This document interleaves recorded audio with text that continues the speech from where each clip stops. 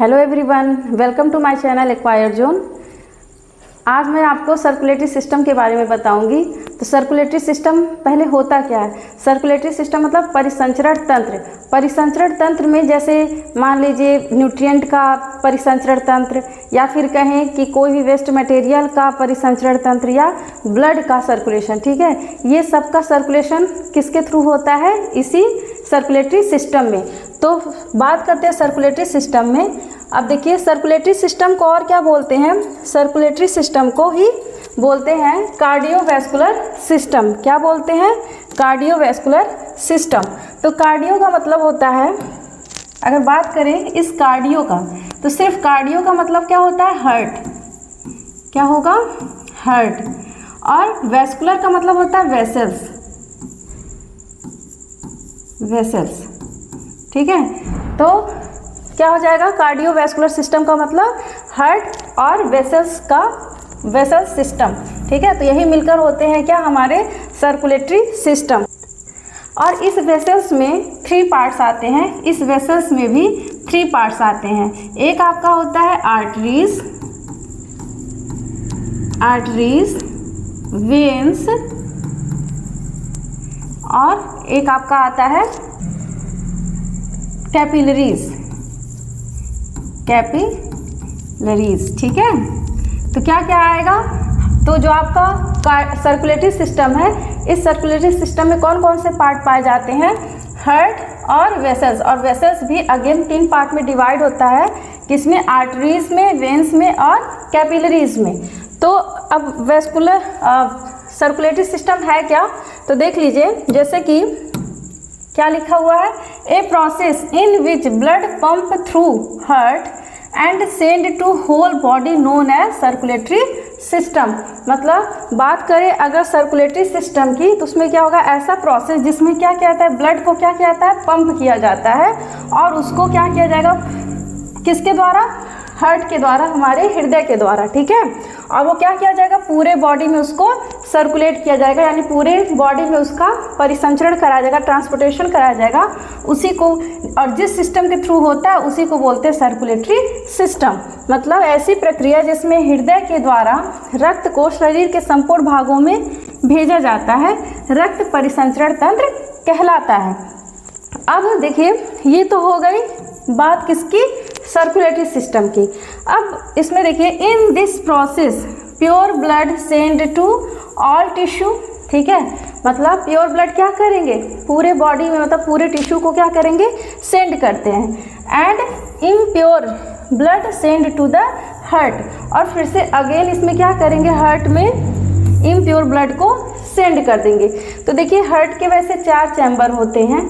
तो आप अगर बात करें, सबसे पहले ब्लड कहाँ, मतलब अगर बात करें, मान लीजिए आपका ऑक्सीजनेटेड ब्लड कहाँ आया? मान लीजिए ऑर्गन में आ गया। ऑर्गन में आपके जितने भी टिश्यू हैं वो क्या करेंगे? सारे ऑक्सीजनेटेड ब्लड को ले लेंगे, मतलब क्या करेंगे? एकदम चूस लेंगे। ठीक है। और उसको क्या करेंगे? कन्वर्ट कर देंगे डीऑक्सीजनेटेड ब्लड में। किसमें कन्वर्ट करेंगे? डीऑक्सीजनेटेड ब्लड में। अब ये डीऑक्सीजनेटेड ब्लड कहाँ आ जाएगा? हमारे राइट। अब ये जो हमारा डीऑक्सीजनेटेड ब्लड है वो कहाँ जाएगा? राइट वेंट्रिकल में। कहाँ पर जाएगा? राइट वेंट्रिकल, राइट एट्रियम में। कहाँ जाएगा? राइट एट्रियम में। किसके थ्रू? वेना कावा के थ्रू। वेना कावा के थ्रू कहाँ जाएगा? राइट एट्रियम में। ठीक है। अब ये राइट एट्रियम क्या करेगा? फिर से ब्लड को, इम्प्योर ब्लड को क्या करेगा? पुश कर देगा राइट वेंट्रिकल में। कहाँ पर? राइट वेंट्रिकल में। और ये अगेन फिर ये जो राइट वेंट्रिकल में जैसे ही ये ब्लड आएगा डीऑक्सीजनेटेड, इसको अगेन पुश कर दिया जाएगा पल्मोनरी के थ्रू, पल्मोनरी आर्टरीज के थ्रू आ जाएगा हमारे लंग में। ठीक है। और जैसे ये लंग में पहुंचेगा तो वहाँ पे क्या करेगा? उस इम्प्योर ब्लड की, मतलब डीऑक्सीजनेटेड ब्लड की क्या सफाई होगी। जैसे ही वो फिर साफ होगा तो फिर से इसको भेज दिया जाएगा। कहाँ पर? इसको फिर भेज दिया जाएगा लेफ्ट एट्रियम में। लेफ्ट एट्रियम में, और फिर इस लेफ्ट एट्रियम से फिर से जाएगा लेफ्ट वेंट्रिकल में। लेफ्ट वेंट्रिकल में और अगेन लेफ्ट वेंट्रिकल से फिर से कहाँ आ जाएगा, हमारे ऑर्गन में। तो ये प्रोसेस मैं आपको जब डबल सर्कुलेटरी सिस्टम पढ़ाऊंगी वैसे एक बार फिर बताऊंगी, लेकिन फिर भी बस मैंने यहाँ पे बता दिया कि यहाँ पे जैसे कहाँ पे इम्प्योर ब्लड रहता है, कहाँ पर प्योर ब्लड रहता है, तो कंफ्यूज मत होइएगा। जो हार्ट है, हार्ट के देखिए अब वो 2 बार ब्लड हमारे हार्ट में जाता है। एक बार कब इम्प्योर ब्लड जाएगा, कहाँ पर, राइट हार्ट साइड में, और हमेशा लेफ्ट साइड में हमेशा क्या होता है, प्योर ब्लड होता है। ठीक है, तो ये 2 बार हार्ट में जाता है, इसीलिए इसको दोहरा परिसंचरण भी बोलते हैं। तो ये क्या हो गया, तो यहाँ पर देखिए टिश्यू में जाएगा पहले ब्लड, सारे ऑक्सीजनेटेड मतलब प्योर ब्लड जाएंगे, फिर इम्प्योर ब्लड फिर से हार्ट को दिया जाएगा उसकी सफाई करने के लिए, और उसकी सफाई कहाँ होगी, लेफ्ट हार्ट की तरफ। और बात करें फादर ऑफ ब्लड सर्कुलेशन का, क्योंकि कोई भी चीज़, कोई भी हम सिस्टम पढ़ते हैं तो पहले उसके जनक के बारे में भी जानना जरूरी है कि ये सब किसने इसकी खोज की थी, जो हम लोग इतना परेशान होते हैं इसको याद करने के लिए, इसको पढ़ने के लिए। तो इनकी खोज की थी किसने, सर विलियम हार्वे ने। सोचिए उन्होंने कितने कठिनाई से खोजा था इसको, और हम लोग को पढ़ने में दिक्कत आती है कि कितना टफ है ये हमारा सर्कुलेटरी सिस्टम। ठीक है, तो इसके जनक कौन है, अगर बात करें इसके पिता या इसके जनक कौन है, तो सर विलियम हार्वे। और इसकी खोज उन्होंने कब की थी, 1628 ईस्वी में। ठीक है, तो याद रखिएगा। और अगर यहीं पे ब्लड ग्रुप की बात कर ले, अगर मान लीजिए ब्लड की बात कर रहे हैं तो ब्लड ग्रुप की भी बात कर ले, तो आपको ब्लड ग्रुप का भी जनक याद होगा, मैंने आपको पढ़ाया है जब ब्लड पढ़ाया था। तो ब्लड ग्रुप की खोज किसने की थी, कार्ल एंड स्टीनर ने। अब बात करते हैं सर्कुलेटरी सिस्टम को कितने भागों में हम बांट सकते हैं। तो सर्कुलेटरी सिस्टम को हम 2 भागों में बांट सकते हैं, एक है लिम्फ सर्कुलेशन सिस्टम और एक है हमारा ब्लड सर्कुलेशन सिस्टम। अब लिम्फ सर्कुलेशन सिस्टम क्या होता है, मतलब लसिका परिसंचरण तंत्र। ऐसा सिस्टम जिसमें क्या होगा, जैसे मान लीजिए हमारे शरीर में जितने भी वेस्ट मटेरियल हैं या फैट हैं, उनका अगर सर्कुलेशन करा के, मतलब उनको अगर हमको शरीर से बाहर ले जाना हो तो उसको बोलते हैं लिम्फ सर्कुलेशन सिस्टम। ठीक है, वो भी उसी के थ्रू, मतलब हार्ट के ही थ्रू होता है। तो उसमें क्या, उसको क्या बोलेंगे, लसिका परिसंचरण तंत्र। लेकिन आज का मेरा क्या टॉपिक है, ब्लड सर्कुलेशन सिस्टम, मतलब रुधिर परिसंचरण तंत्र। देखा जाए तो आज का टॉपिक क्या है, ब्लड सर्कुलेशन सिस्टम। अब देखिए जो ब्लड सर्कुलेशन सिस्टम है इसको भी 2 भागों में बांटा गया है। किसमें किसमें, एक है ओपन सर्कुलेटरी सिस्टम और एक होता है क्लोज सर्कुलेटरी सिस्टम। तो दोनों में बेसिक डिफरेंस यही होता है कि जो ओपन सर्कुलेटरी सिस्टम होता है इसमें ब्लड को पूरे शरीर में, जैसे मान लीजिए हार्ट जैसे ही पंप किया तो वो पूरे शरीर में जब उसको फैलाना रहता है तो उसके लिए इनके पास कोई वेसल्स नहीं होती है। मतलब इसमें क्या होता है, वेसल्स एब्सेंट होती हैं। इसमें क्या होगा, वेसल्स एब्सेंट होंगी। और इसमें क्लोज सर्कुलेटरी सिस्टम में क्या होगा, इसमें वेसल्स प्रेजेंट होती हैं। ठीक है, तो आइए बात करते हैं। अब देखिए जो ये पहला, ये भी जान लीजिए, ये ब्लड सर्कुलेशन सिस्टम है, ये बेसिकली किसके थ्रू होता है, अगर देखा जाए, अगर बॉस ये इसका कौन है, तो इसका मेन बॉस होता है हार्ट। कौन होता है, हार्ट। ठीक है, तो हम इसके लिए हार्ट के, और हार्ट क्या करेगा, वही अभी मैंने बताया था कि हार्ट के ही थ्रू, हार्ट में क्या होगा, दोहरा परिसंचरण तंत्र होता है। तो इसमें हम बात करते हैं सबसे पहले किसके, ओपन सर्कुलेटरी सिस्टम की। तो ओपन सर्कुलेटरी सिस्टम में देखिए कौन आता है, तो पहले देखिए blood flow freely through cavities called haemocoel. मतलब जो ब्लड होता है वो किसी वेसल्स के थ्रू ना जाकर किसके थ्रू जाएगा, एक कैविटीज, मतलब एक खोखला जगह होता है उसी के थ्रू जाता है, उसको बोलते हैं हीमोसील। ठीक है, और इसमें no any blood vessels present, यहाँ पर कोई भी ब्लड वेसल प्रेजेंट नहीं होते हैं, यानी कि रक्त वाहिकाएँ क्या होती हैं, अनुपस्थित होती हैं। अब एग्जाम्पल में देख लीजिए, जैसे हमारे इन्वर्टिब्रेट्स आ गए, इन्वर्टिब्रेट्स में से मोलस्का, आर्थ्रोपोडा में। ठीक है, मतलब इन सबों में क्या होता है, इसमें आपको वेसल्स नहीं देखने को मिलते, इसमें जो ब्लड होता है वो डायरेक्ट हार्ट के द्वारा डायरेक्ट शरीर में उनके पंप कर दिया जाता है, मतलब भेज दिया जाता है। और दूसरा है मेरा क्लोज सर्कुलेटरी सिस्टम। ठीक है, क्लोज सर्कुलेटरी सिस्टम मतलब बंद परिसंचरण तंत्र। अब इसमें देखिए, it is a type of blood vascular system in which blood flow only in blood vessels, मतलब सिर्फ और सिर्फ उसमें क्या हो जाएंगी, रक्त वाहिकाओं के ही द्वारा उसमें पूरे शरीर में ब्लड का सर्कुलेशन होता है। जैसे एग्जांपल में देख लीजिए, वर्टिब्रेट्स आ गए एंड अर्थवॉर्म आ गए। अब बात करते हैं, देखिए एग्जांपल आप लोग ज़रूर याद करिएगा क्योंकि एग्जाम्पल ज़रूर पूछता है। और वर्टिब्रेट्स में अगर आप मतलब आप कंफ्यूज हो कि मान लीजिए अगर पूछा जाए ह्यूमन में किस टाइप का सर्कुलेशन सिस्टम पाया जाता है, तो उसमें भी किस टाइप का क्लोज सर्कुलेटरी सिस्टम। क्योंकि अब देखिए, अब जो हमारे मतलब ह्यूमन बीइंग है, ह्यूमन का जितने भी मैमल्स, क्योंकि वर्टिब्रेट्स कौन है, मैमल्स, जैसे जितने भी स्तनधारी हैं, कोई भी हो गया, चाहे गाय हो गई, ठीक है, कोई भी जानवर हो गए, या फिर बात करें कुछ रेप्टाइल्स भी, जिसमें क्या होगा, जो हमारे वर्टिब्रल कॉलम जो पीछे पाए जाते हैं उसी को उसमें जिनके जिनके शरीर में वर्टिब्रल कॉलम पाया जाएगा उसी को बोलेंगे वर्टिब्रेट्स, मतलब कशेरुकी, ठीक है। तो जो मैमल्स होते हैं, जितने भी स्तनधारी हैं, वो किस में आते हैं, इसमें वर्टिब्रेट्स में। तो कुछ रेप्टाइल्स भी आते हैं, कुछ बर्ड में भी देखने को मिलता है। तो उसमें किस टाइप का आपको सर्कुलेटरी सिस्टम देखने को मिलेगा, उसमें क्लोज टाइप का सर्कुलेटरी सिस्टम देखने को मिलेगा। तो अब बात करते हैं, अगर पार्ट्स ऑफ सर्कुलेटरी सिस्टम मतलब अगर देखा जाए बेसिकली किसके थ्रू सर्कुलेशन होता है, तो इसमें किसके द्वारा होगा, सबसे मेन है हमारा हार्ट, ठीक है। अभी मैंने बताया हार्ट क्या है, पूरे सर्कुलेशन का ये बॉस है। दूसरा है ब्लड वेसल्स, ठीक है। और ब्लड वेसल्स में मैंने बताया था कि क्या क्या आएंगी, ब्लड वेसल्स में आती हैं आर्टरीज आपके आएंगे, ठीक है। उसके बाद कैपिलरीज वेन्स आ जाएंगे, ठीक है। क्या क्या आएंगे, आर्टरीज, वेन्स एंड और क्या आ जाएंगे, कैपिलरीज, ठीक है। तो अब इसमें सबसे पहले किसको पढ़ेंगे, हार्ट को पढ़ेंगे। तो हार्ट की अगर बात करें कि हार्ट का जो ह्यूमन हार्ट है, अगर बात करें कि इसका डेवलपमेंट कब होता है, तो ह्यूमन का हार्ट देखिए, ये अगर जब बच्चा गर्भ में रहता है, जब बच्चा गर्भ में रहता है तो उसमें क्या होगा, 4 वीक में क्या होगा, हार्ट का डेवलपमेंट शुरू हो जाता है। क्या होगा, डेवलपमेंट स्टार्ट हो जाता है।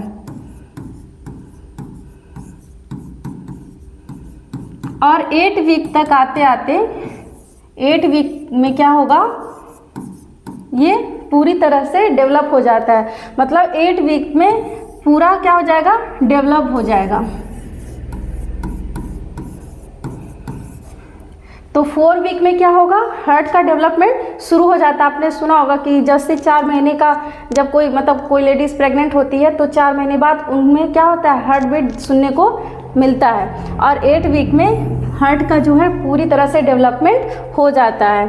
तो अब इसमें अब देखिए, आप लोग हर चीज़ के लिए हार्ट को ब्लेम करते हैं। जैसे अगर कहते नहीं है कि हम दिल से उनसे दुखी हैं, या दिल से उन्हें प्यार करते हैं, दिल से नफरत करते हैं, तो इसमें बेचारे इस हार्ट का कोई दोष नहीं रहता। और आप लोग सारा का सारा ब्लेम किसको देते हैं, इस हार्ट को देते हैं। और ये सारे जितने भी इमोशन होते हैं, ये किसका काम होता है, ये ब्रेन का काम होता है, ठीक है। किसका काम होता है, ब्रेन का। ये जो ब्रेन का काम है, और ब्रेन में किसका, एक ब्रेन में पार्ट पाया जाता है, लिम्बिक सिस्टम होता है। क्या होता है, लिम्बिक सिस्टम।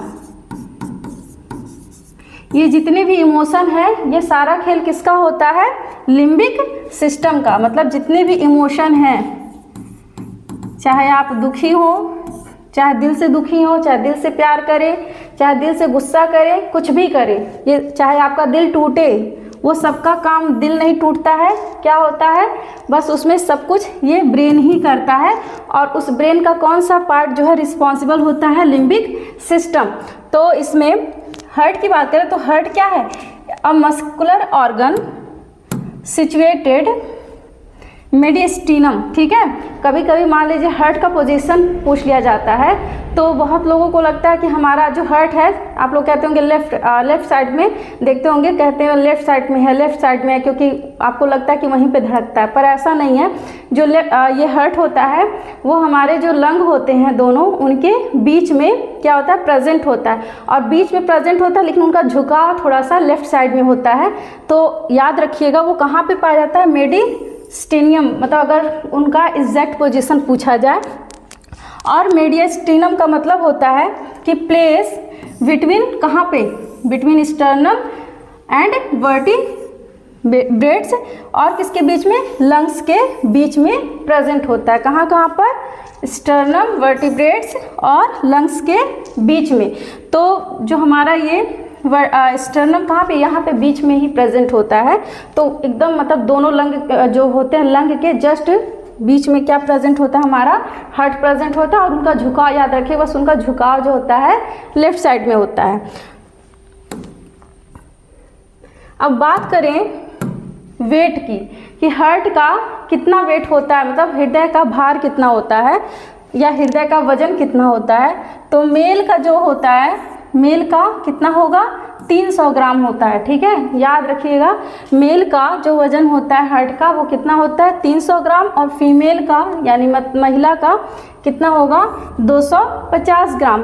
देखिए शेप भी करके पूछ लेता है। तो हृदय का आकार क्या होता है, बंद मुट्ठी, कभी आप मुट्ठी को बंद करिएगा तो देखिएगा ये इसका आकार क्या होता है, बंद मुट्ठी के आकार का होता है। मतलब heart is a cone shaped organ, हृदय मुट्ठी के समान संरचना होती है, ठीक है।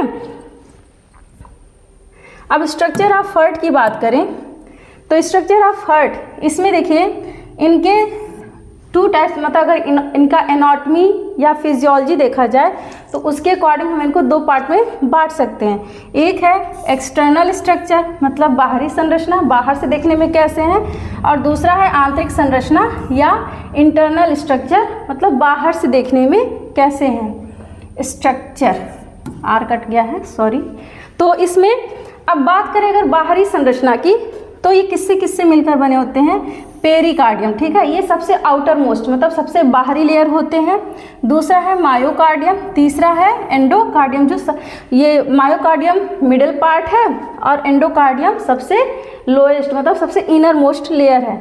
और वहीं बात करें अगर उनकी इंटरनल पार्ट की, मतलब आंतरिक संरचना की, तो सबसे पहला पार्ट है क्या, कार्डियक सेप्टम, फिर चैम्बर ऑफ हार्ट, तीसरा है हार्ट वॉल, तीसरा है वेन्स एंड आर्टरीज, और पांचवा है एसे नोड, ठीक है, एसे नोड, और एक और है एवी नोड, एसे नोड और एवी नोड, ठीक है।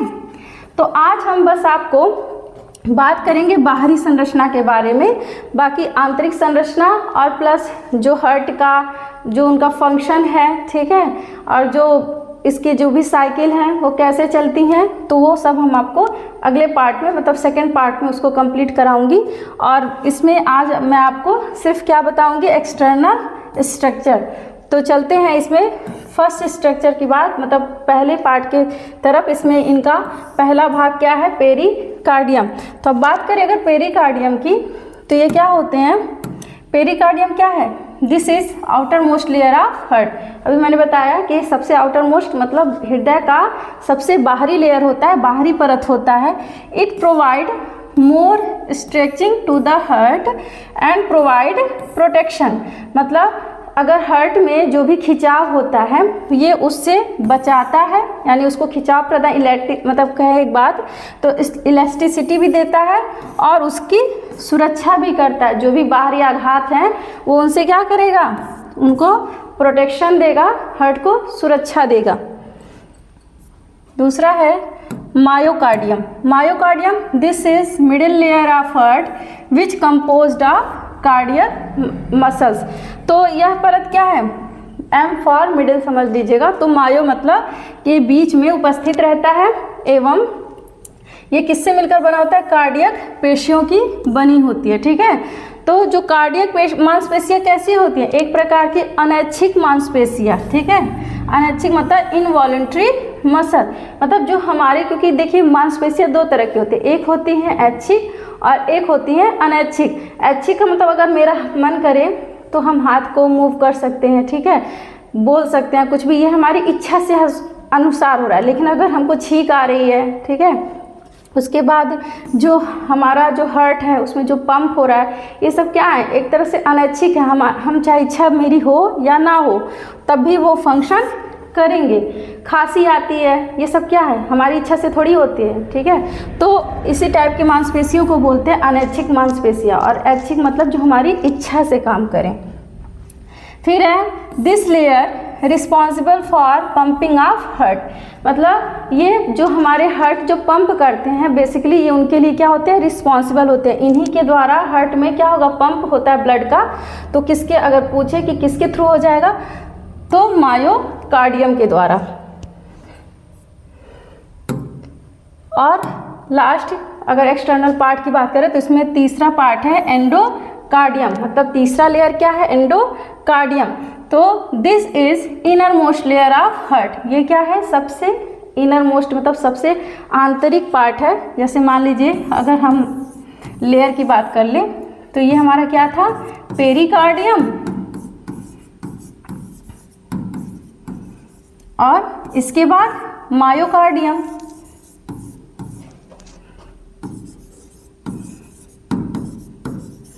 और ये हमारा सबसे लोएस्ट लेयर है, क्या है, एंडोकार्डियम। एंडो मतलब ही है अंदर, तो एंडोकार्डियम, ठीक है। तो ये क्या करेंगे, ये हमको this layer, this is inner most layer of heart which made up of squamous epithelium, किससे मिलकर बना होता है, स्क्वेमस एपिथेलियम। और इसके पहले वाला जो था वो किससे, आपका कार्डियक मसल से बना था। This layer is very smooth, ये लेयर क्या होते हैं, बहुत मतलब नरम होते हैं, बहुत सॉफ्ट होते हैं। ड्यू टू दिस रीजन, मतलब इस कारण, it reduce the fraction during the contraction and relaxation of heart, मतलब जो हार्ट का कॉन्ट्रैक्शन होगा या मतलब शिथिलन या संकुचन होगा, वो क्या करेगा, इसी नाजुक परत की वजह से क्या होगा, उसको घर्षण के काम से क्या करता है, बचाता है। क्योंकि जैसे ही वो कॉन्ट्रैक्ट करेगा फिर रिलैक्स करेगा तो क्या होगा, हार्ट में क्या होता है, फ्रिक्शन होता है, ठीक है। तो उससे कौन प्रोटेक्शन देता है, यही एंडोकार्डियम ही जो क्या करेगा, प्रोटेक्ट करता है।